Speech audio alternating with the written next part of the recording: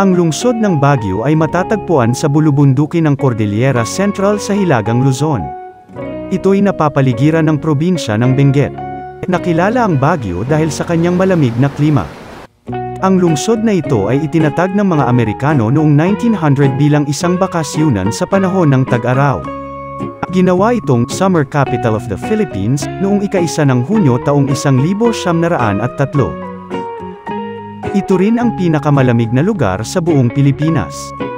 Noong taong 1901, sa pamumuno ng mga Amerikano at sa tulong ng mga manggagawang Pilipino at Hapon, inumpisahan na nila ang pag-ukit ng daanan sa pagitan ng mga bundok. Tinawag nila itong Benguet Road. Kalaunan, binigyan ito ng bagong pangalan na Cannon Road, sa karangalan ng nagtayo nito na si Coronel Lyman Walter Vir Cannon ng United States Army Corps of Engineers. At dahil sa daanang ito lumaki ang populasyon ng Baguio. Sa kasalukuyang panahon, napakaunlad na ng Baguio. At pag ikaw ay nasa Baguio, pakiramdam mo nga para bang ikaw ay nasa ibang bansa. Kung pupunta ka ng Baguio, dalawang ruta lang ang pwede mong maging option kung ikaw ay manggagaling ng Maynila. Ito ay ang Cannon Road at Marcos Highway. Bagamat meron pang isang daanan na pwede mong maging option, kaya lang medyo malayo na ito. Ito ay ang Nagilian Road.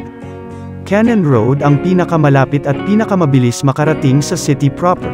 Pero sa panahon ng tag-ulan hindi advisable dumaan sa Cannon Road dahil prone ito sa landslide. Masyado ring makitid ang kalsada. Makailang beses din itong isinara nung sunod-sunod na pag-ulan at bagyo.